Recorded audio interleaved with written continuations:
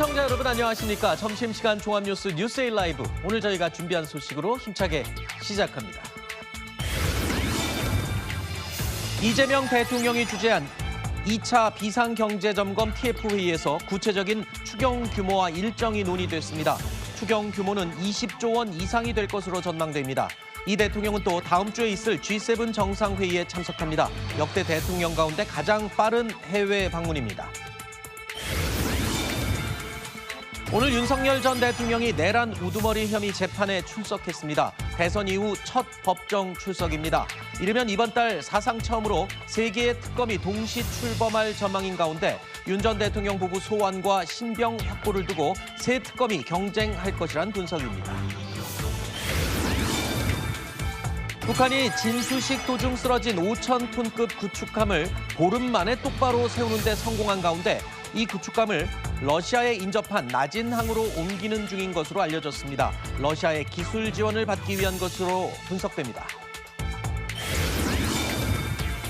한국에서 만든 창작 뮤지컬이 공연계의 아카데미상으로 불리는 토니상 4개의 부문을 석권했습니다. 미국 뉴욕 브로드웨이에 진출한 뮤지컬 어쩌면 해피엔딩은 토니상의 극본상과 연출상, 작곡 작사상, 최우수 무대 디자인상을 수상했습니다. 저는 잠시 후에 다시 찾아오겠습니다. 오늘 뉴스에일 라이브가 준비한 첫 번째 이야기 확인해 보시죠.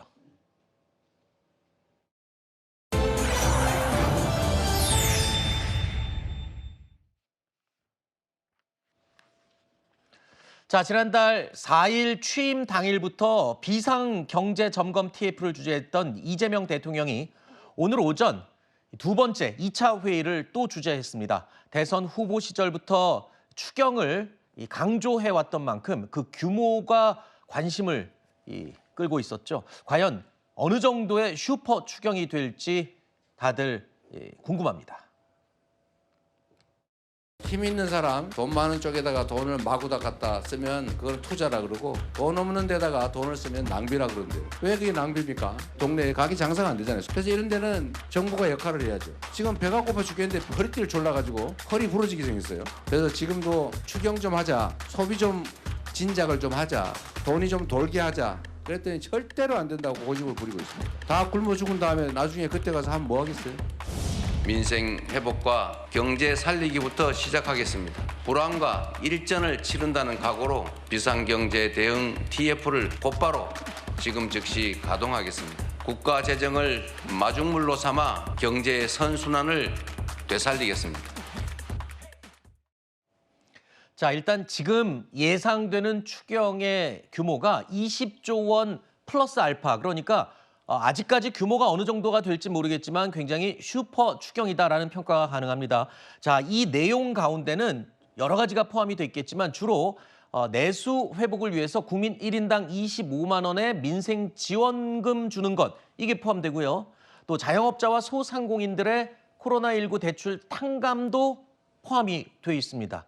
자, 여당인 민주당에서도 이런 경제 회복을 위한 추경에 더욱 적극적으로 힘을 실어주겠다, 이런 입장으로 지금 알려지고 있는데요.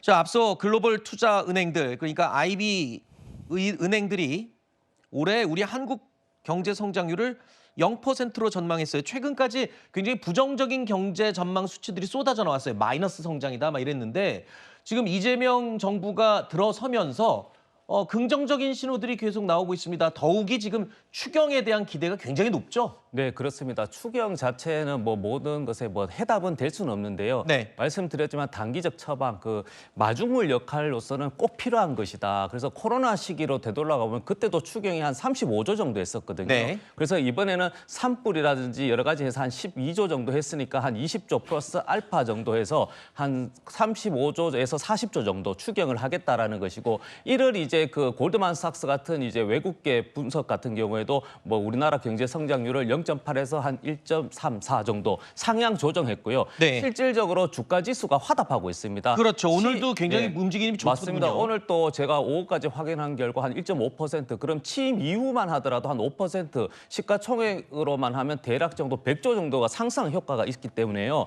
저는 이런 부분이 일단은 그 기대감은 있을 수 있다. 그리고 네. 이것은 해답은 아닌데 이재명 대통령께서 말씀하신 단기적 처방으로 이렇게 선순환 경제를 회복하고 나서 중장기적으로는 K-방산, K-문화, K-뷰티 같은 그래서 산업 구조를 바꿔서 AI도 물론 기본이고요. 그래서 필요한 산업 구조를 바꿔서 미래 먹거리에 대해서 준비해서 5년 동안, 3년 동안 잃어버린 경제 성장을 회복하고 본인이 꿈꿔왔던 기본 사회로서의 그 재원 확보에도 박차를 가하겠다. 그렇게 해석되고 있습니다. 네. 일단 시작은 굉장히 경쾌한 모습입니다. 그런데 이게 과연 이 정권 초기의 허니문 기간의 잠깐 현상인지 아니면 지속적으로 우리 경제가 살아날 수 있는 신호인지는 조금 더 두고 봐야 하겠죠. 현재 우리 경제 상황이 좋지 않은 만큼 우리 많은 국민들, 어쩌면 대부분의 국민들이 이 죽어있는 경제가 되살아나기를 간절히 바라고 있습니다. 이재명 대통령 역시 이 최우선 과제로 경제 회복과 성장을 내세웠죠. 오늘 발표된 여론조사 하나를 살펴보겠습니다. 41.5%가 이번 여론조사에서도 경제 회복과 민생 안정이 최우선 과제다라고 꼽았습니다. 그 다음으로 검찰 개혁과 사법 개혁이 20.4%로 조사가 됐고요. 국민 통합과 갈등 해소도 12.8%로 이번 여론조사에서 나타났습니다. 자, 그러면서 이재명 대통령의 국정 수행 능력에 대한 평가는 어떻게 설문조사 결과가 나왔을까요? 긍정적인 전망도 과반이 넘었습니다. 긍정적인 전망이 58.2%로 나타난 건데요. 보시는 것처럼 이명박 전 대통령, 박근혜 전 대통령, 문재인 대통령, 전 대통령, 이 전직 대통령들과 비교를 해봤을 때 낮지만 비교적 낮습니다. 하지만 윤석열 전 대통령과 비교를 했을 때는 높은 걸로 국정수행 능력에 대해서 평가를 받은 것으로 나타났습니다. 자, 역대 대통령 중에는 좀 전체적으로는 이 긍정평가가 낮았지만 윤 전 대통령보다는 높게 전망하고 있다는 것. 자, 이건 시장이나 도지사를 할 때와 같이 기대를 좀 더 하고 있다라는 걸로 봐야 될 것 같은데 어떻게 해석을 할까요? 그렇습니다. 지금까지 사실 이재명 대통령이 민주당에서는 어떻게 보면 정치적으로는 비주류로 시작을 했지만 결과적으로 뭐 당권, 대권까지 이제 확보를 하게 된 데에는 실용 노선 그리고 실용 노선에 터잡아서 이 성과로서 국민들과 유권자들께 화답을 했던 그런 측면을 좀 부인하기는 어려울 것 같습니다. 성남시장 재직 당시에도 바로 모라토리엄을 선포를 하고 그리고 재정 건전성을 확보해내는 그 과정을 또 성남 시민들이 지켜보셨던 부분이 있고요.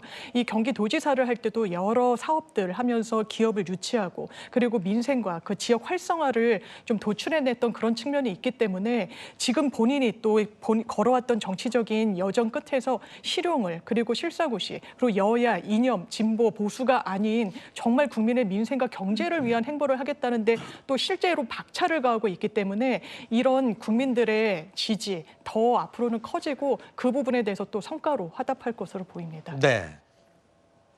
일단은 뭐 경제 회복, 민생 살리기는 여야 구분 없이 또 이 정권 출범 초기이기 때문에 다들 같은 마음으로 좀 응원을 해줘야 될 그런 시기이기도 하지 않겠습니까? 그렇습니다. 여러 쟁점 법안과 관련돼서 말들은 많지만 그러나 경제 회복과 관련된 이런 추경이라든지 또는 경제 회복과 관련된 다른 입법 사항들은 아마도 야당이든 국민의힘이 그렇게 열심히 반대를 하거나 그러지는 않을 겁니다. 네. 예를 들어 추경만 하더라도 어디에 쓰이는가가 사실은 이견이 있을 뿐이지 추경을 해야 된다라는 건 다 동의를 하고 또 지금 김문수 후보 역시 재정을 쓰겠다라고 네. 선언을 했기 때문에 그렇죠. 이 부분만큼은 어쨌든 여야 특히 야당이 충분히 협조할 가능성이 높습니다. 네.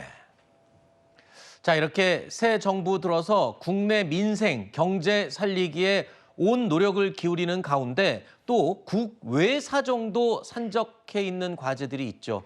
이런 가운데 오는 15일부터 17일까지 캐나다에서는 G7 정상회의가 열립니다.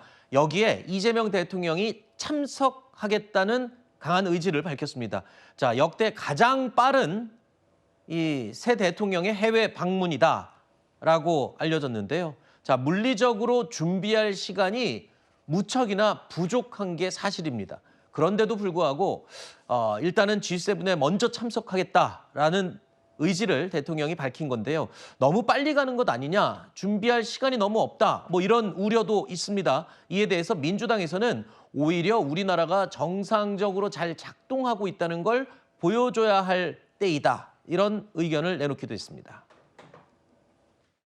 우리나라가 지금 지난 12월 3일 내란 이후 한 6개월이 넘도록 정상회의가 멈춰 있었잖아요. 그래서 빨리 대통령이 국제부대에 나가서 대한민국이 정상적으로 작동하고 있고 민주주의 국가의 어떤 반열에서 활동하고 있다는 모습을 보여줘야 될 필요가 있다고 생각해요. 대통령 선거 후에 대통령이 직접 나와서 외교 무대에서 G7 국가들을 만난다면 지금 여러 가지 현안들에 대해서 굉장히 그렇겠네요. 자신감을 줄 수 있다고 생각합니다. 자, G7 정상회의에서 우리나라가 가장 관심을 갖는 부분, 과연 한미 정상이 따로 어떤 이야기를 할지, 그리고 만남이 있을지, 이런 부분들이겠죠. 이에 대해서 외교안보 전문가는요, 15초 안에 트럼프 대통령에게 좋은 인상을 남겨야 한다라는 강조를 했습니다.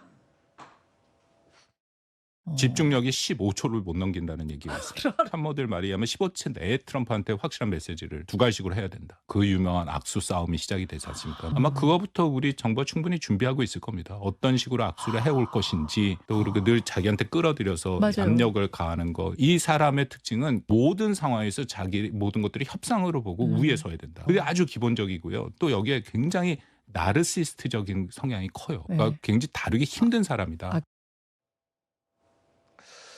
궁금한 게요. 아까 제가 말씀드렸지만 지금 국내 문제도 풀기 촉박한 시간인데 지금 국제적으로 풀어야 될 이 외교 문제들, 이게 지금 준비 시간이 촉박한데도 불구하고 G7에 곧장 참석하기로 했다, 이재명 대통령이.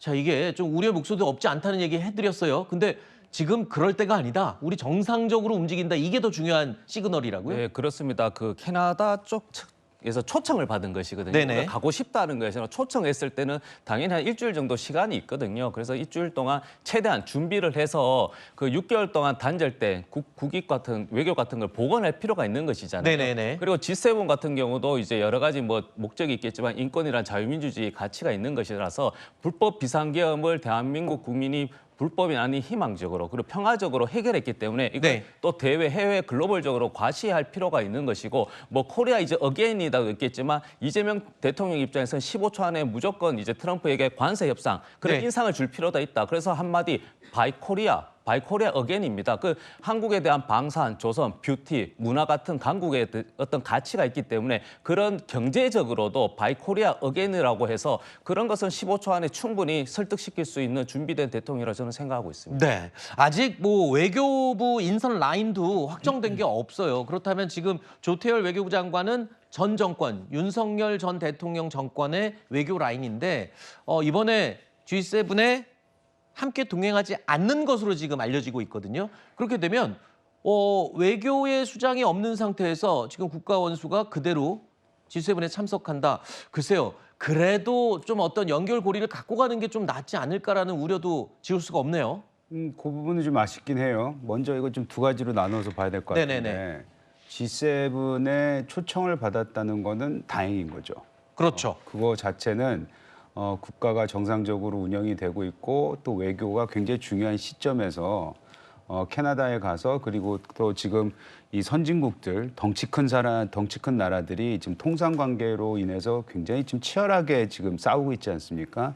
그 현장에 가서 그들이 무슨 얘기를 하고 있는지, 또 그들이 갖고 있는 통상의 미래는 뭔지에 대한 현장의 목소리를 듣고 오는 거는 굉장히 중요하다고 생각을 해요. 네.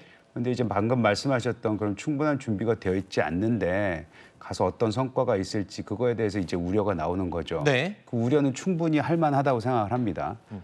그리고 혹여라도 준비가 미진한 상태에서 가서 실수라든지 아니면은 본인이 원치 않는 외교 정책이라든지 이런 게 말로 나오거나 행동으로 나올까 봐 그게 한 가지 우려가 되기는 하고 그 어떤 성과가 뚜렷한 성과가 없을까봐 네. 이제 사실은 걱정이 되는데 다시 말씀드리지만 뭐 일단은 G7에 초청된 거는 매우 다행이다. 네. 가는 게 맞다. 그리고 가서 성과가 있으면 좋겠는데 지금에 있어서는 외교 안보에 있어서는 입장이 정리가 돼 있지 않기 때문에 네.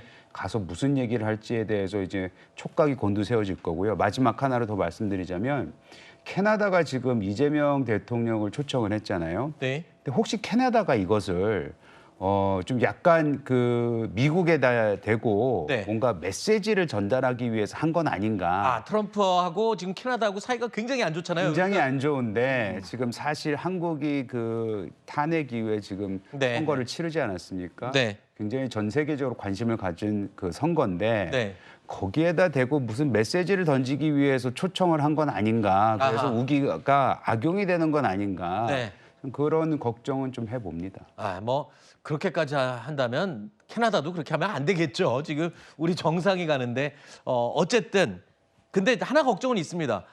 최근에 트럼프 대통령이 우크라이나 대통령 백악관에다 앉혀놓고 망신 준 거나 또 남아프리카 공화국 대통령도 와갖고 뭐 거의 싸우다시피 하고 갔잖아요. 뭐 이런 것들을 봤을 때 걱정은 되는 건 있어요. 막무가내 또는 자기 마음대로 막 밀어붙이는 트럼프 대통령 앞에서 이재명 대통령이 혹시라도 괜한 또 어거지 부리는 트럼프 대통령의 공격에 혹시 이미지 타격을 입지 않을지. 물론 그런 걸 잘 방어해낸다면 네네.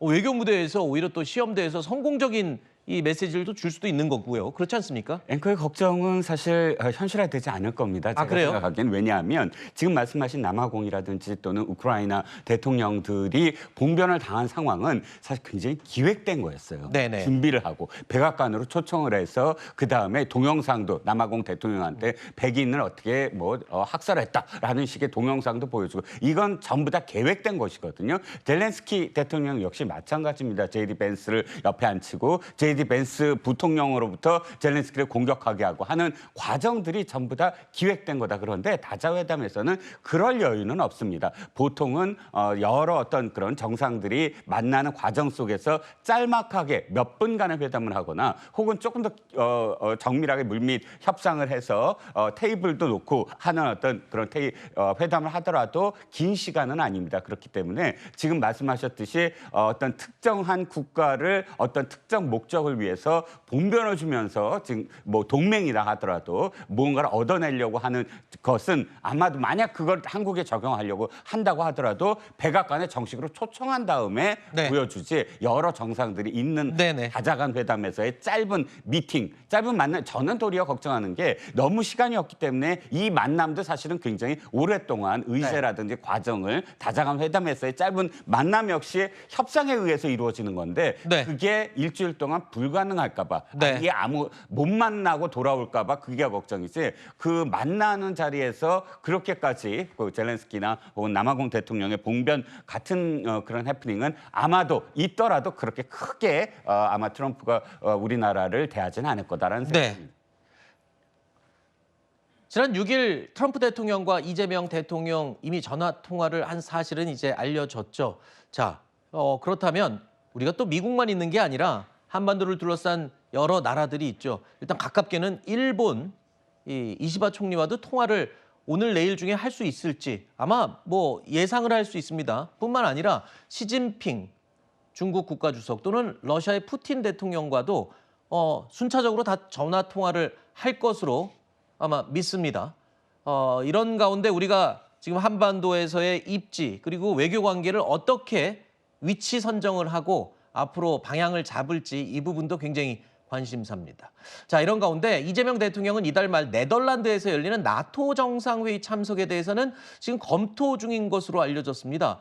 당장 다음 주인 G7에는 참석하겠다라는 것으로 알려지고 있는데 나토 정상회의는 조금 신중한 것은 이유가 뭡니까? 네, 일단 나토의 이 무대는 윤석열 전 대통령 같은 경우에는 국제 무대에 데뷔전을 치렀던 곳이기도 하고요. 네. 이번에 신중론가 아니다, 참여를 해야 된다라는 이런 의견들이 좀 비등비등하게 나오는 이유 중에 하나는 특히 이번 나토 정상회의에서는 러시아를 견제하는 데 대한 이 나토 회원국들의 의견이 좀 모아지는 방향으로 지금 진행이 되고 있기 때문에 그렇습니다. 그러니까 러시아와의 관계도 어떻게 보면 좀 복원을 하고 신경을 써야 되는 그런 입장에서는 러시아를 좀 규탄하고 또 우크라이나에 대해서 두둔하는 그런 외교 무대에 이재명 대통령이 가는 것이 혹시 이제 외교 상황에 부담이 되지 않을까라는 부분 때문에 우려의 목소리도 일각에서 나오기 때문에 저울질을 하고 있는 상황으로 알고 있습니다. 네. 그런데 나토를 가지 않는 것은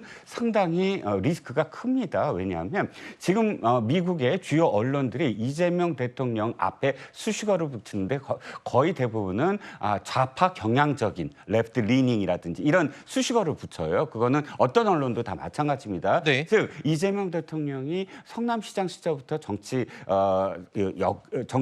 정치인으로서의 어떤 발언들이 대개 미국에 대한 어떤 뭐 점령군이랄지 이런 표현들 또 중국에 대한 호의적인 어떤 표현들 이런 것들이 쌓여왔기 때문에 그런 우려를 또는 그런 시각으로 바라보고 있습니다. 네. 나토 이 업저버국으로 가는 거예요. 나토 정상회담에 나토의 어떤 정식 회원국도 아니고 이 나토는 사실상 노무현 대통령 시절부터 나토 업저버국이 되려고 굉장히 노력을 했었던 부분이 있거든요. 네. 그래서 다시 말씀드리면 지금 러시아가 북한과 혈맹 관계를 맺고 있어요. 네. 그렇기 때문에 다시 러시아가 우리와 어떤 관계를 복원하려면 우리가 나토의 어떤 업저버 정도로 가서 그 다음에 어떤 그 관계를 맺어야지 이미 혈맹 관계가 돼 있는데 우리가 북한 말고 우리를 바라봐 달라고 나토에 안 간다는 건 도리어 우리의 카드 하나를 잃어버린 거다라고 생각을 합니다. 네. 하나 궁금한 게요. 지난 6일에 이 이재명 대통령과 트럼프 대통령이 전화 통화를 한 것으로 공식 확인은 됐습니다. 그런데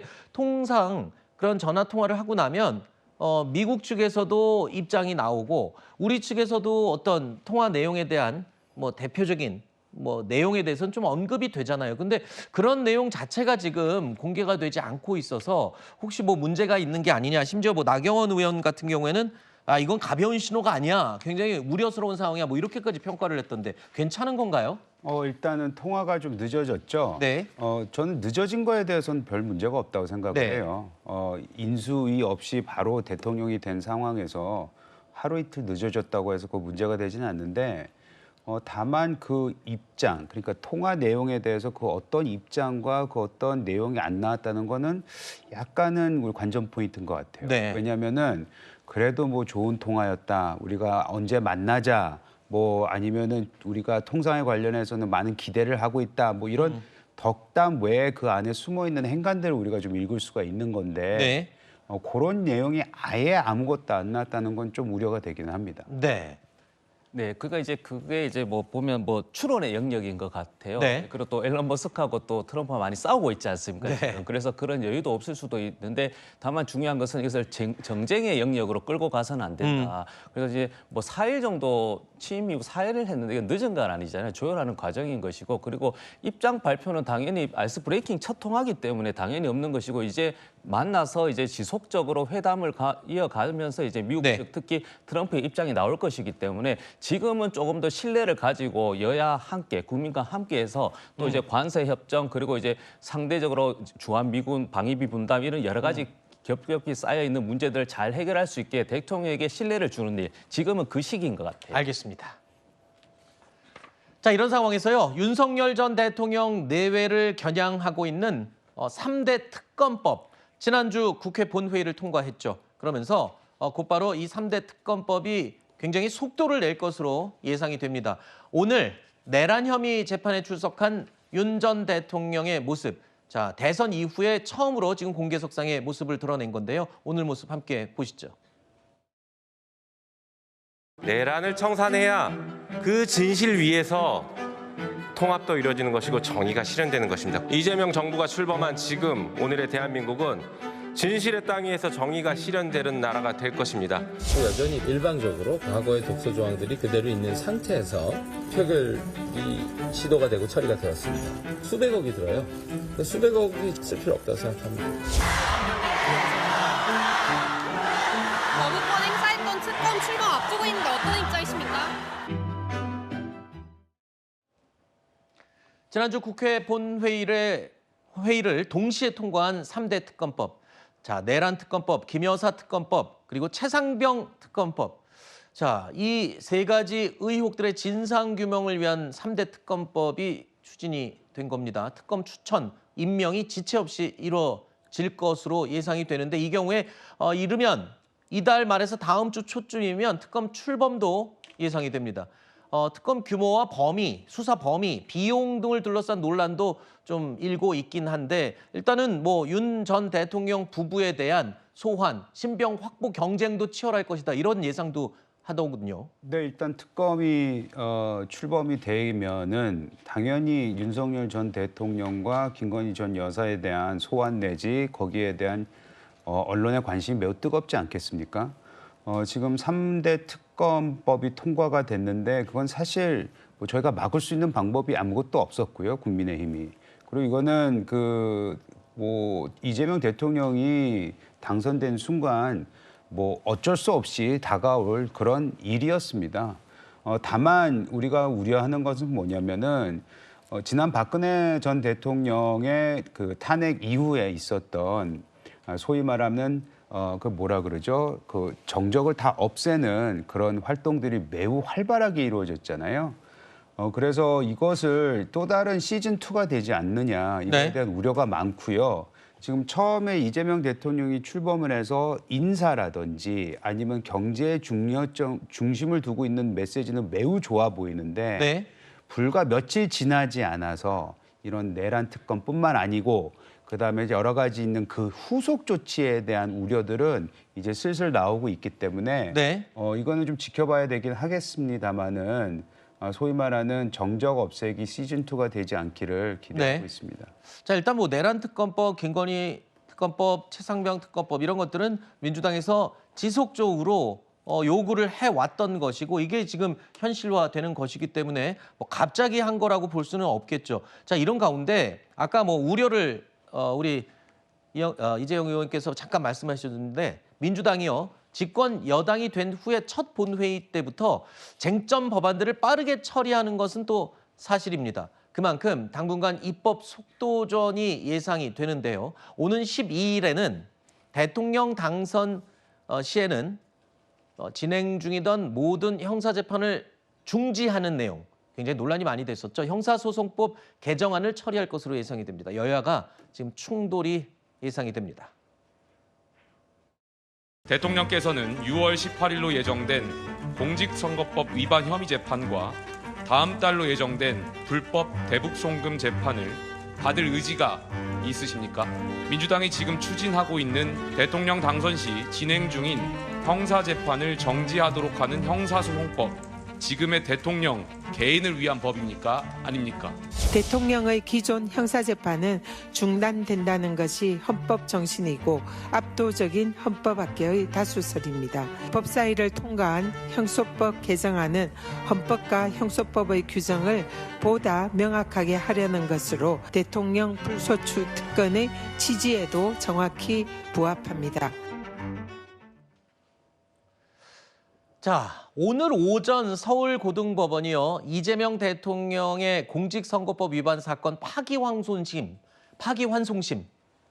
자, 예정이 돼 있던 기일을 추후에 지정하기로 했습니다.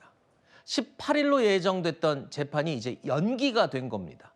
헌법 제84조에 따른 조치, 현직 대통령은 소추를 진행하지 않는다. 이 내용의 적용이라는 건데 이렇게 되면 사실상 이제 파기환송심은 무기한 연기됐다. 네. 이렇게 보면 되는 거죠. 사실 대통령 임기까지는 재판이 재개될 가능성은 현저히 낮다라고 보는 게 맞을 그럼 것 기본 5년은 연기됐다 봐야 되는 거네요. 아마 그렇게 보는 게 맞을 겁니다. 네. 그리고 지금 진행 중인 재판 역시 아마 뭐 각각의 재판부들이 본인들에게 부여된 소송 지휘권에 따라서 기일은 지정할 수 있습니다만 고등법원에서 이런 조치를 한 부분은 각 당사자에게 그리고 이 사건 관계인들에게 이제 합의를 확정은 돼야 되거든요. 그러니까 일관성이 있어야 되는 겁니다. 네. 각 재판부에도.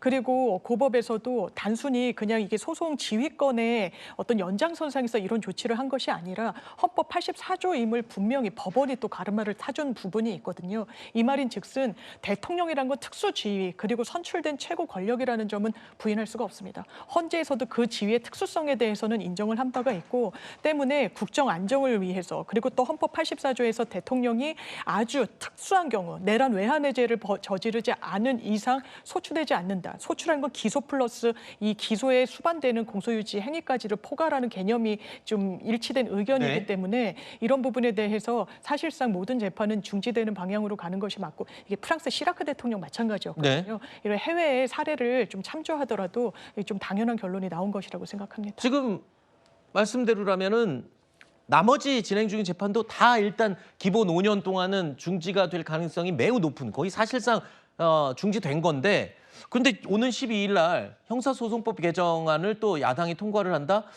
그러면 굳이 이 형사소송법 개정안 통과할 필요가 있을까? 재판 중지되는 상황인데. 재판 중지가 가능성이 높다와 아예 재판이 모든 재판이 중지된다는 차이가 있을 거예요. 네.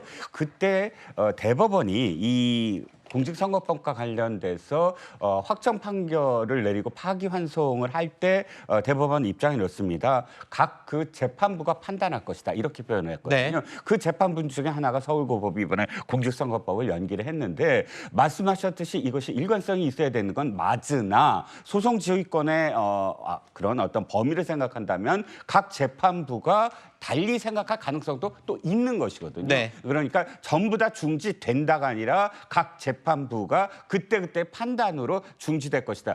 혹 어떤 재판부가 우리는 재판 형사소송법 헌재 84조 이렇게 이해한다라고 뭐 계속 재판을 할 가능성도 전 있다고 보거든요. 네네. 그렇다면 그 가능성에 대해서 민주당이 대응할 것은 확실하게 매조직 그러니까 완전히 끝을 내야만 안심을 할 수 있다. 이렇게 판단할 수밖에 없다고 생각합니다. 알겠습니다.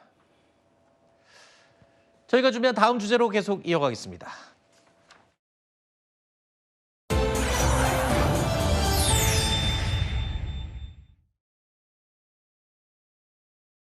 구축함 사고 복구와 관련하여 현지 복구 추진조는 6월 초 함의 균형성을 복원한 데 이어 5일 오후까지 함을 안전하게 종진수하여 부두에 계류시켰습니다.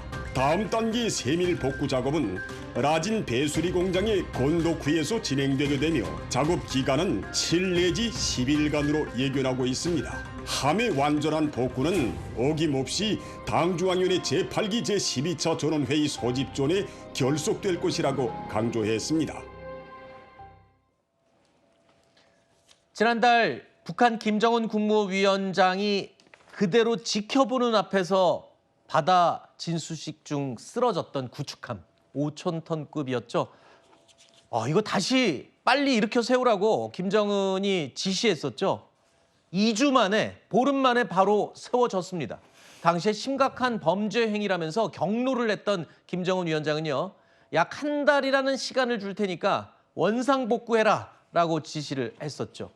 자, 그런데 이 구축함이요. 현재 청진항에서 나진항으로 세워져서 이동 중인 것으로 알려지고 있습니다. 두 조선소의 건조 능력에는 큰 차이가 없는데 왜 굳이 구축함을 나진으로 옮기는 이유가 있을까요? 전문가에게 물어봤습니다. 지난번 최현호를 서해 쪽에서 진술을 하긴 했지만 저렇게 5,000톤이나 되는 큰 배를 건조한 경험이 없거든요. 현실적으로 북한이 도움받을 수 있는 국가는 러시아고 러시아의 도움을 받는다고 하면 아무래도 러시아와 가까운 곳에 있는 조선소를 이용하는 게 가장 편할 수밖에 없어서 나진항으로 이동하는 것은 러시아의 어떤 기술적 도움을 염두에 둔 이동이라고 보는 게 가장 합리적으로 보여집니다. 그런데 최근에 이 쓰러진 구축함 주위에 뭐 풍선도 보이고 북한이 갖고 있는 기술로 과연 이거 세울 수 있을까? 굉장히 의심스러운 목소리가 많았었는데 결국에는 김정은 위원장의 지시 아래 구축함 복원 작업이 빠른 속도로 이루어지고 있는 것으로 보입니다. 그런데 과연 이렇게 위성으로 볼 때처럼 겉모습만이 아니라 내부의 성능까지 이게 이 기한 내에 정상화될 수 있을지는 또 지켜봐야 될 것 같습니다. 자, 전문가 얘기 다시 한번 들어보시죠.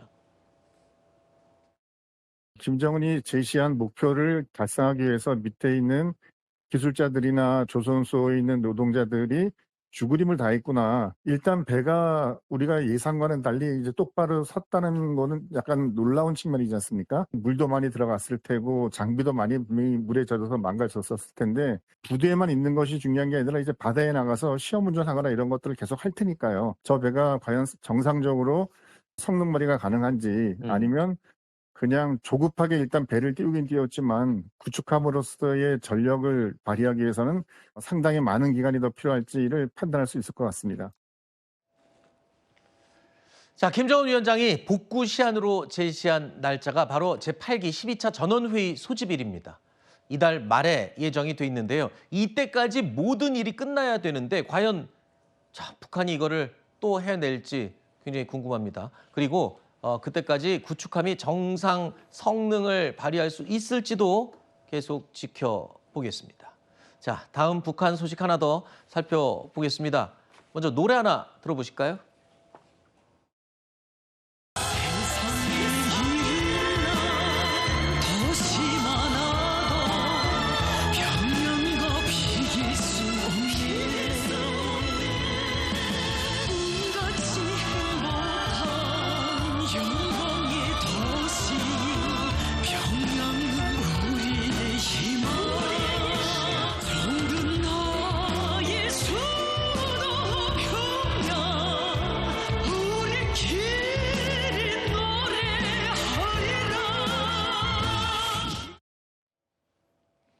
자, 들으신 노래는 지난 4월에 평양 화성지구 3단계 준공식에서 공개된 정든 나의 수도 평양이라는 노래였습니다. 자, 어제 날짜 노동신문에 실린 기사 해설을 보면요.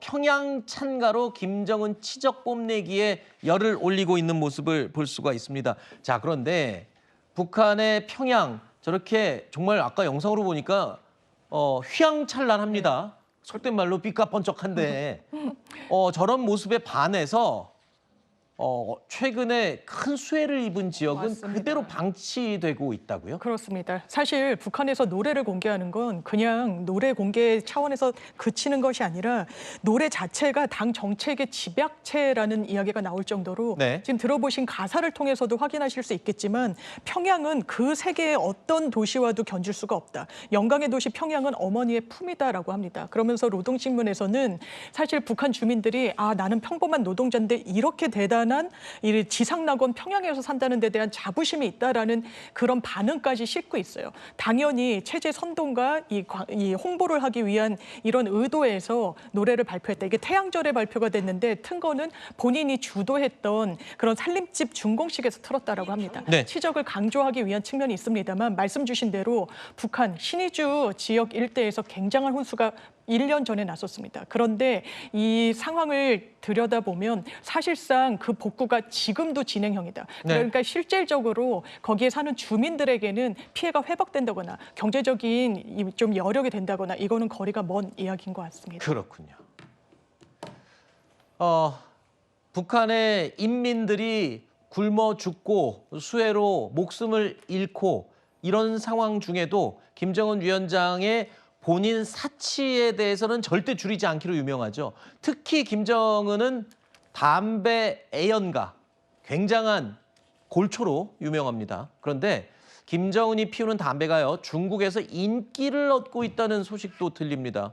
그런데 이 가격이요, 한 갑에 10,000원이나 한다고. 이거 우리나라에서 팔아도 10,000원짜리 담배는 저는 아직 못 본 것 같습니다. 그렇게 비싼 담배를 핀다는 겁니까, 김정은이? 네, 그렇습니다. 그런데 이게 밀수이기 때문에 그렇게 한 보루에 한 10만 원 정도, 9만 6천 원 정도예요. 네. 그러니까 공식적으로 수입해서 팔면 뭐 그보단 적겠죠. 밀수이기 때문에 리스크한 그 가격까지 포함된 거긴 하지만 그럼에도 불구하고 저도 북한 취재를 위해서 북한 사람들과 회식도 해보고 그랬는데 워낙에 김정은만이 아니라 북한 주민 모두가 애연가예요. 아, 그래요? 진짜 독한 술 좋아하고 담배 많이 핍니다. 그래서 담배 얼마냐 그랬을 때 9만 6천 원 한 보루에 10만 원 불가능합니다. 10만 원이면 북한에서도 피는 사람이 없어요. 김정은만 아마 필 겁니다. 아, 그렇죠. 그럴 정도로 비싼 가격인데 이 727 담배가 727이 아시다시피 정전 협정 체결일입니다. 북한에서는 이걸 전승절이라고 해서 자신들이 승리한 날이다라고 하는 그 7월 27일을 이렇게 담배 이름으로 붙였고요. 실제로 밀수로 해서 중국 사람들이 피면서 이러니까 김정은이 계속 이 담배를 피는구나라는 어떤 반응을 보이는 걸 보면 그 품질 자체는 그렇게 낮아 보이진 않습니다. 하지만 그러나 이 727 담배 얼마나 북한 주민들이 진짜 많이 필 수 있을지는 보나마나 뻔합니다. 김정은만 필 거라고 생각을 합니다. 네. 지나친 흡연은 폐암과 후두암을 유발할 수가 있죠. 다음 주제로 이어가겠습니다.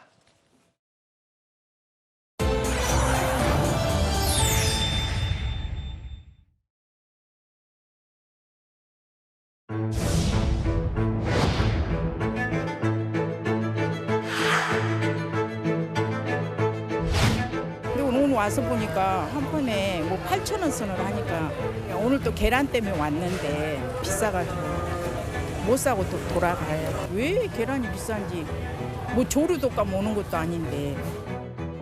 전염병이 생겼다던가 이런 기사를 하나도 못 봤거든요. 왜 이렇게 비싸졌는지 잘 모르겠어요. 근데 안 살 수는 없어요. 하루에 한 2-3개씩 먹는데 좀 많이 부담스럽죠.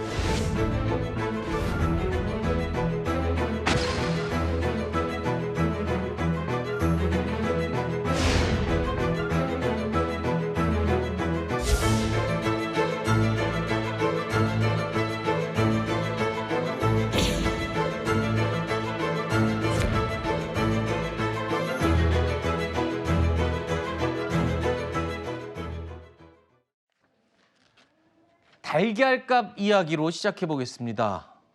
점점 달걀값이 오르더니 이제 한 판에 7,000원을 훌쩍 넘어섰습니다. 그런데 이 달걀값이요, 진정될 기미를 보이지 않고 있습니다. 무려 8월까지 이 가격 상승세가 계속 이어질 것이라는 전망까지 나오고 있는데요. 달걀값이 오른 원인 몇 가지 우리 뉴스에일 라이브에서 교수님하고 얘기를 나눈 적은 있는데 정확하게는 글쎄요. 그리고 복합적으로 우리가 몇 가지 얘기를 했었는데 이 정도로 가면은 좀 알아야 될 것 같습니다. 아직도 파악이 안 됐나요? 왜 이렇게 오르는지? 파악이 안 됐다기보다는 결론이 안 났다. 결론이 안 났다고요? 라고 보는 게 맞을 것 같아요. 일단 지금 계란값이 비싼 거는 구조적인 이유는 있습니다. 최근에 이제 충북 지역에서 고병원사 AI가 우리나라에서도 돌았었어요.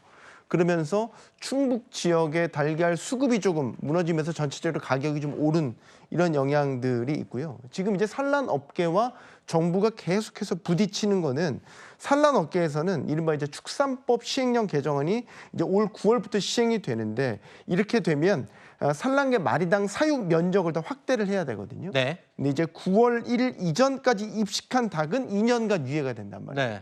그러니까 그 유예를 받기 위해서 미리 지금 병아리들을 최대한 많이 확보를 하려고 하는 이 산란업계에 이런 움직임이 있다라는 겁니다. 그러니까 산란 이 업계도 병아리를 확보를 하고 이걸 키워서 알을 낳기까지 시간이 좀 걸리잖아요. 그 전에는 노개가 위주로 이제 달걀을 공급을 하죠. 근데 노개 달걀 공급 생산성이 좀 떨어집니다. 그러니까 일시적으로 지금 수급에 문제가 있다라는 점을 이야기를 하고 있는 것이고 정부 입장은 다르죠. 수급상의 큰 문제라기보다는 산직 가격을 미리 올렸기 때문이다라는 이야기를 계속해서 하고 있습니다. 올 초에 잠깐 기억하시겠지만 미국에서 계란 그 파동이 나면서 우리 계란이 일부 미국으로 수출되기도 했었습니다. 그러면서 산란업계에서 일찌감치 계란 가격을 좀 올리기 시작했다라는 거예요. 이런 부분들이 소비자 가격으로 전가가 돼서 지금 계란값이 비싼 것이다. 결국 산란업계와 정부는 계속해서 아웅다웅하고 있습니다. 근데요. 제가 장을 자주 보거든요. 네. 7,000원이 아닙니다. 실제로 마트에 가면 지금 10,000원 가까이 합니다. 왜냐하면 이게요 평균 값인 것 같고 계란 웬만한 거 좀 좋은 거 사려면은 지금 9,000원에서 10,000원 사이인 걸로 제가 최근에 장 본 기억으로는 그렇거든요. 아, 또 계란이라는 게 또 이게 아이들 있는 집에서는 아주 많이 먹는 음식이기 때문에 빨리 좀 안정이 됐으면 하는 바람입니다. 아까 이렇게 지금 병아리가 커서 낳는 기간이 그렇게 길진 않으니까요. 좀 기대를 해보도록 하겠습니다. 그런데 요즘 이렇게 식재료값 비싸서 많이들 고민하시죠? 저 점심 때 10,000원 들고 나가면 이 동료들이랑 점심 먹을 때 10,000원 갖고 먹을 수 있는 게 그렇게 많지 않을 정도로 밥값이 비싸더거든요. 근데 요즘 식당가에서 오히려 거꾸로 5,000~6,000원 갖고도 저녁 먹을 수 있게 밥값을 내리고 있다는데 이게 무슨 소리입니까? 그렇습니다. 점심, 저녁 가격 일반적으로는 점심이 좀 더 저렴하고 그렇죠. 저녁이 좀 비싸다 이런 인식들이 있는데 가격 역전 현상이 일어나고 있는 것입니다. 네. 뭐 고금리, 고물가, 뭐 인건비도 상승하고 재료비도 상승하다 보니까 식당을 하시는 분들 굉장히 어렵다라고 경제 불황이 지속되고 있다라고 이야기를 하는데요. 이 식당들이 이 점심보다는 저녁 물가를 낮추고 있다라는 겁니다. 네. 그러니까 이윤을 줄이더라도 저녁 손님을 끌어모아야 한다는 고육책이라고 하는데요. 네. 왜냐하면 저녁에 직장인들이 회식을 안 합니다. 그리고 그 횟수가 굉장히 줄고 있고 특히 점심은 회사에서 먹는다고 하더라도 저녁은 또 편의점 도시락으로 사 먹는 경우도 있기 때문에 실질적으로 저녁 예약이 들어오지 않으면 저녁 장사를 하지 않는다는 분들까지 계실 만큼 현재 저녁에 어떤 사람들을 끌어모으려고 하는 식당가의 노력이 지금 있다라고 하는 것인데요. 실제 음식점 폐업률이 굉장히 높아지고 있다라고 합니다. 그러니까 2005년 카드 대란 때보다 폐업률이 더 높아지고 있다라는 건데요. 그만큼 어렵다는 겁니다. 뭐 불황의 영향도 있을 뿐만 아니라 또 요즘 문화가 점심은 좀 잘 먹거나 또는 구내식당에서 해결하고 저녁마저 절약해야겠다라고 해서 식당을 찾지 않는 이런 영향들이 있다라고 하고요. 특히 편의점에서 식사를 이제 대용품을 찾는 비율도 굉장히 늘어나고 있다라 하니까 네. 식당들의 어려움이 느껴지는 상황입니다. 그렇군요. 원래 제가 알기로는 저녁 장사를 하려고 식당들이 점심 때 좀 비싼 음식을 싸게 팔아서 이 식당을 알린 다음에 저녁 때 회식하러 오도록 유도를 했었는데 지금 이게 거꾸로 역전이 된 겁니다. 오히려 저녁 때 싸게 팔아서 식당을 알리려는 자 지금 많이 상황이 변하고 있네요. 그래도 긍정적인 얘기 하나 또 해야죠. 새 정부가 출범한 이후에 곳곳에서 조금씩 좋은 소식들이 들립니다. IB은행이라고 하죠. 해외 직접 투자를 하는 글로벌 투자 은행들 사이에서 우리나라 대한민국 경제 성장률 전망치를 높여잡기 시작했다. 그만큼 투자하러 오겠다라는 뜻이잖아요, 그러면. 네. 뭐 이것도 일종의 새 정부 뭐 허니문 효과다 뭐 이렇게도 해석을 할 수 있을 것 같은데 일단 새 정부가 들어서면서 가장 경제 분야에서 화두가 되는 거는 추경. 네. 지금 비상경제점검 TF회의에서도 추경 규모라든지 시기 같은 것들에 대해서 집중적으로 논의가 시작이 됐죠. 현재 20조 원 플러스 알파 정도의 추경이 예상이 됩니다. 그리고 지난달에 1차 필수 추경 국회를 통과했죠. 13.8조 원 네. 통과가 됐죠. 그러니까 전반적인 확장적 재정 운영이 이제 기존과 달리 추진이 되고 있단 말입니다. 이런 것들이 지금 반영한 성장률 인상 효과로 인해서 글로벌 IB들이 기존 하향 조정하기만 했던 성장률 전망치를 이제 높여잡기 시작했다라는 겁니다. 이재명 정부에서 지금 기본적으로 이제 확장 재정에 대한 이야기들이 계속해서 나오고 있는데 내년도 예산 사상 처음으로 700조 원을 넘을 수도 있다. 뭐 이런 이야기도 나오고 있죠. 뭐 이에 따른 전반적인 재정 효과를 성장률 전망치에 반영하는 것으로 보입니다. 거기에다가 이제 한국은행도 지난달에 결국 기준금리를 이제 2.75%에서 2.5%로 인하를 했고 하반기에도 추가 기준금리 인하 가능성도 시사를 하고 있지 않습니까? 네. 그러니까 한은의 이런 수정 전망은 사실 이런 추경 효과 같은 것들이 반영되지 않은 상태에서 나온 거기 때문에 앞으로 한은의 경제 전망 변화도 좀 눈여겨서 봐야 될 대목입니다. 네. 사실 또 우리 경제를 얘기할 때 내부 민생을 안정시키는 것도 안정시키는 거지만 우리가 또 국제 정세, 특히 미국과의 관계가 굉장히 우리 국내 경제에 영향을 많이 끼치잖아요. 특히 뭐 금리라든가 환율이라든가.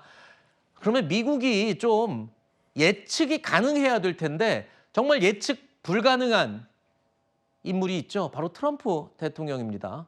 그런데 트럼프 대통령이요. 그렇게 브로맨스를 자랑하던 일론 머스크와 얼마 전에 결별했다 저희가 전해드렸습니다. 물론 겉으로 보기에는 황금 연세 선물하고 서로 막 좋은 모습으로 헤어지는 것처럼 보였는데 그게 아닌 것 같습니다. 지금 아주 앙금이 서로 대단히 남아있는 것 같습니다. Elon and I had a great relationship. I don't know if we're well anymore, but I'm very disappointed because... Plans to speak with Mr. Musk? This was one of your closest advisors. No, I don't have any plans. Somebody made a mistake. A lot of reporters have been calling me. I'm not even thinking. He's got a lot of money. He gets a lot of subsidy.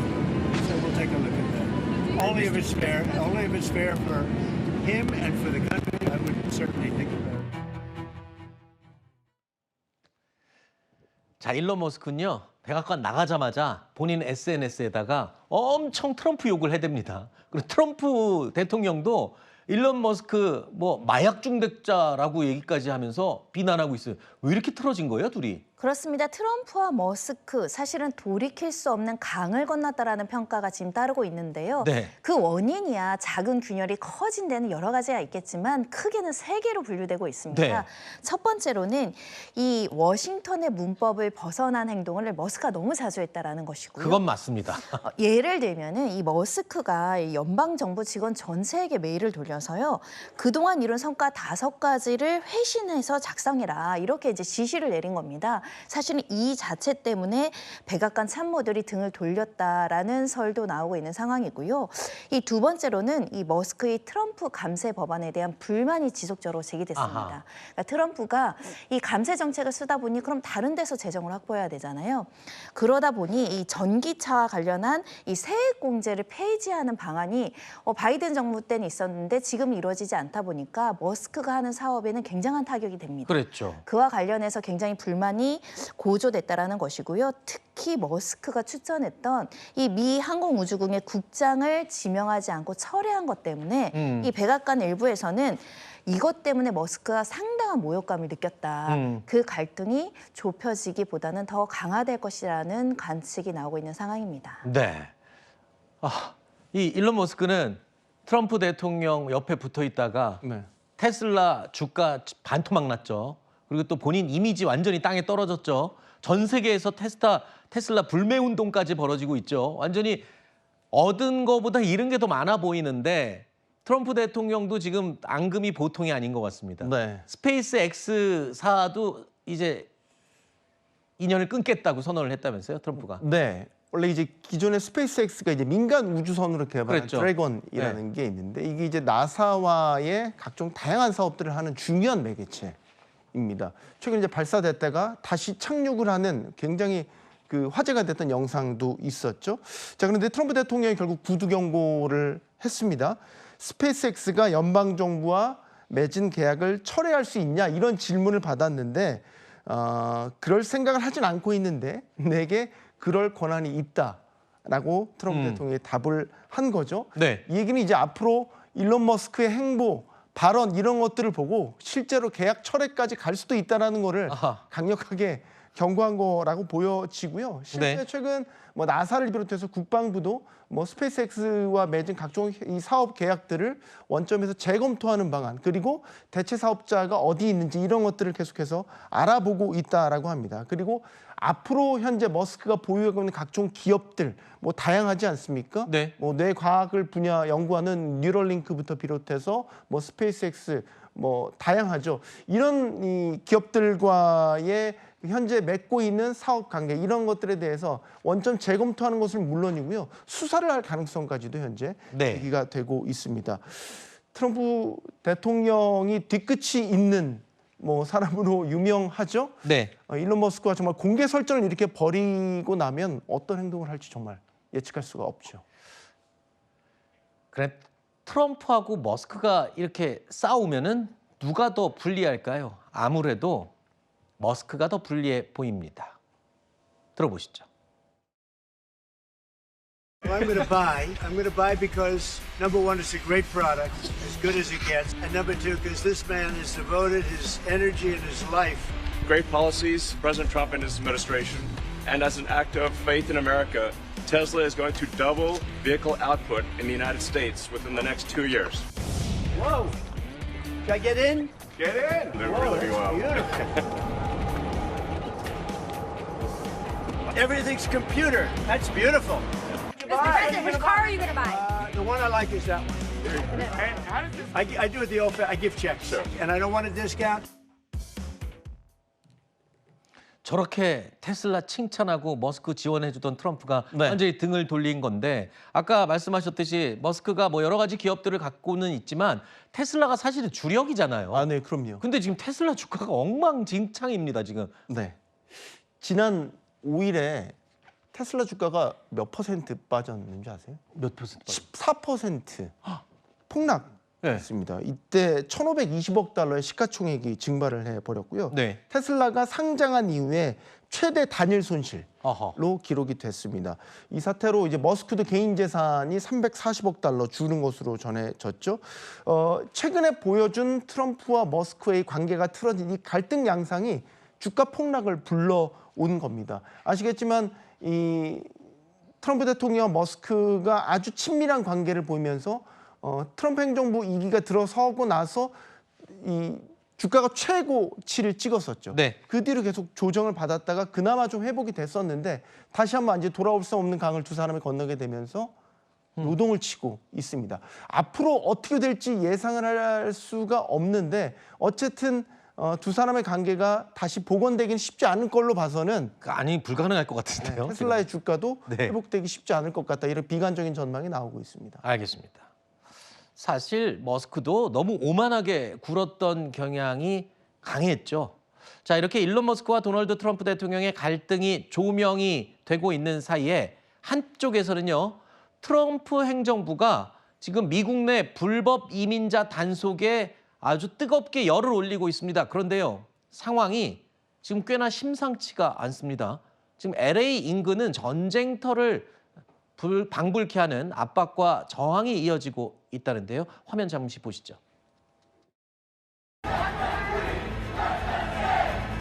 We see you for what you are, a terrorist organization. 불안을 하고 있어요. 아직은 자인사는 길리지 않아요. 오늘 주기 전에 다 무조건 체포하는데. 약탈한다든가 그런 대규모 발생되지 않을까 하는 그런 염려가 되는 거죠.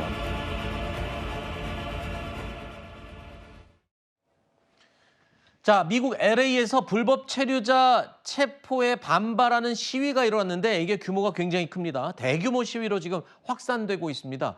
또 LA 하면 세계 최대의 이 코리아타운, 우리 한인 동포들이 자리 잡고 있는 곳이죠. 그만큼 지금 한인 사회도 굉장히 불안함과 동요에 휘둘리고 있다고 합니다. 이게요, 어떤 유혈 사태로 번질지도 모르는 상황인데 왜냐하면 미국 정부가, 트럼프 정부가 초강경 대응에 나섰어요. 주 방위군 2,000명을 투입했다는데 주 방위군은 뭔가 뭐 테러가 있거나 재난이 있을 때 투입되는 병력이잖아요. 그렇습니다. 연방법전에는 이 미국 정부의 건의의 반란이라든가 그런 상당한 위협이 존재할 경우에 이렇게 동원할 수 있도록 되어 있고 또 주시사를 통해서 발령해야 된다는 조항도 포함되어 있기 때문에 주 방위군 2,000명을 투입한 절차적인 부분, 실질적인 부분에 대한 논란도 따르고 있는 상황입니다. 실제로 우리나라 같은 경우 92년경에 LA 폭동 사건 굉장히 아프고 공포스러운 기억으로 남아 있는데 지금 LA 지역에 에서 불법 체류자에 대한 저렇게 강경 어떻게 보면 행정 집행들이 따르고 있다 보니 그에 대한 반발하는 시위도 굉장히 격화되고 있고요. 경찰이 쏜 체류탄에 맞아서 쓰러지는 시민들도 이제 발생하고 있는 상황인 만큼 굉장히 유혈 상태가 발생할지에 대한 두려움이 커지고 있는 상황에서 지금 연방 차원에서 동원하는 것이 33년 만에 2,000명에 대한 주 방위군이 투입되다 보니 이 주 방위군의 역할 그리고 앞으로 관련 관련된 여러 가지 이제 유혈 사태가 발생하지 않도록 철저하게 관리 감독하는 것도 필요하다라는 목소리도 나오고 있고요. LA 한인회도 굉장히 긴장하고 있습니다. 성명을 발표했는데요. 한인은 물론 주민들의 피해와 혼란이 심각하다고 하면서 연방 정부의 독선적인 단속 형태를 규탄한다 이런 목소리도 이어지고 있는 상황입니다. 제가 기억하기로는 LA 폭동 당시에 우리 한인들이 굉장히 심각한 피해를 입었었죠. 그런 폭동으로 번지지 않기를 간절히 바라고요. 또 이 적지 않은 수의 불법 체류자들이 아마 굉장히 이번에 이 타겟이 되는 걸로 아는데 우리 한인들 동요하는 분위기 굉장히 우려스럽게 바라보고 있습니다. 다음 이야기입니다. 굉장히 기쁜 소식입니다. 봉준호 감독의 영화 기생충이 미국 아카데미 시상식에서 최고 영예인 작품상을 휩쓸었을 때의 기억. 여러분도 아직도 그 감동 가지고 계시죠? 그런데요, 이제 한류 영화, K컬처는요, 모든 영역으로 확산되는 것 같습니다. 영화에서 드라마, 음악은 물론이고요. 지금 공연 분야, 그러니까 뮤지컬 공연계에서도 큰 사고를 하나 쳤습니다. 그러니까 공연 뮤지컬계의 아카데미상이라고 불리는 토니상 시상식에서요. 우리 한국 토종 창작 뮤지컬이 6관왕을 차지했습니다. 제가 뉴스 시작할 때까지만 해도 4관왕이라고 얘기를 듣고 헤드라인에서 제가 4관왕 소식을 전해드렸는데 저희가 뉴스 하는 동안 2개를 더 받았습니다. 그래서 토니상 6관왕의 쾌거를 이뤘다는 소식입니다. 이거 대단한 거 아닌가요? 굉장히 고무적인 일입니다. 뮤지컬계에 말씀하신 것처럼 세계적인 상으로 불리는 상에서 한국에서 만들고 한국에서 먼저 초연을 하고 그리고 미국에 건너가서 미국 현지에서 찬사를 받은 뮤지컬이라고 말씀드릴 수 있는데요. 네. 한마디로 세계가 반한 K-뮤지컬이다 이렇게 명칭드릴 수 있습니다. 이 뮤지컬 같으면 어쩌면 해피엔딩이라는 건데 지금 보시는 바와 같이 인간과 인간을 돕기 위해 만들어진 로봇 올리버와 클레어가 사랑에 빠지면서 벌어지는 이야기인데요. 네. 그 한국적인 감성에다가 우리 미래의 한국을 배경으로 한 점에 있어서는 굉장히 지금의 세대에 딱 맞는 시적절한 그 대사나 이 각본뿐만 아니라 음악상 그리고 연출상, 무대 디자인상까지 거머졌기 때문에 굉장히 높은 수준의 작품력을 보이고 있다 이렇게 말씀드릴 수 있습니다. 네. 저도 예전에 대학생 때 대학로에 연극 보러 몇 번 가기도 했었는데 대학로에서 시작한 그러니까 한 100~200명 들어가는 작은 공연장에서 시작하는 창작 뮤지컬이 이렇게 세계적인 권위 있는 시상식에 6관왕을 했다는 건요. 정말 대단한 것 같습니다. 뮤지컬의 한 장면을 저희가 좀 준비해 봤고요.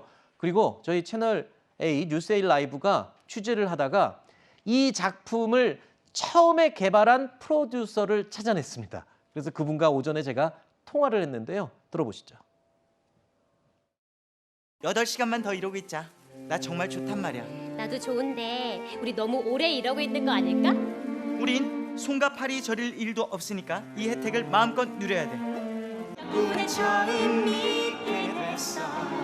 확실해 분명해 사랑해 널 사랑해. 어떻게 하면 미국 시장에 이 작품이 잘 전달될 수 있을까에 대한 고민들을 했던 창작자의 어떤 그런 노력들이 중요한 포인트가 아니었나 싶고, 그 다음에 결국엔 사랑, 존재, 이별이라는 어떤 너무나도 보편적인 정서가 잘 맞아떨어지지 않았나. 자, 그러니까 해당 작품이요. 처음에는 300석 규모의 소극장에서 공연된 그런 작품이었다는 겁니다. 그야말로 아까 제가 말씀드린 대로 대학로에서 조그맣게 하던 뮤지컬이었어요. 창작 뮤지컬. 근데 이게 지금 미국에서 매출액이 100만 달러를 넘기는 초대박이 된 거잖아요. 그렇습니다. AI가 하도인 요즘 세대에도 굉장히 관심 많은 주제뿐만 아니라 연기들도 잘하고요. 그리고 그 그 뮤지컬 노래도 굉장히 좋다 보니까 많은 이 호평을 국내에서 받았는데 이것이 미국 시장에 가서 통할 것인가 굉장히 많은 사람들의 관심이 있었지만 자석 점유율이 이 무대 진출하고 나서 99%가 넘었다는 겁니다. 미국 시장에서도 K 뮤지컬이 통했다라는 것이고요. 뭐 드라마, 영화뿐만 아니라 이제 뮤지컬도 한국이 만든 뮤지컬 노래가 이렇게 전 세계적으로 사랑받는다라고 말씀드릴 수 있고요. 주제도 독창적이지만 그 감정의 섬세함이 잘 표현되어 있습니다. 연기로 또 잘 소화하기도 하고요. 원래 한국어로 만들었던 이 노래가 미국 시장 가서 영어로 불리는 그 장면도 보고 싶은 팬들 많을 건데요. 지금도 뉴욕 브로드웨이 벨라스코 극장에서 영어로 또 전철리에 공연 중인 상황이기도 합니다. 네. 자, 어쩌면 해피엔딩 최초로 이 개발했던 그 프로듀서가 저한테 아까 귀뜸을 해주는데 이렇습니다. 그러니까 대학로에서 공연했던 한국 창작 뮤지컬에만 있는 그 노래들을 일부 없애고 미국 공연만을 위한 노래를 새로 작곡해서 넣은 것도 아주 적중됐다. 이런 설명을 또 추가로 해주더군요. 자, 정말 자랑스럽습니다. 앞으로 또 어떤 분야에서 우리가 세계 탑에 오를지 기대해 보도록 하겠습니다. 자, 오늘 날씨 궁금합니다. 날씨 알아보시죠.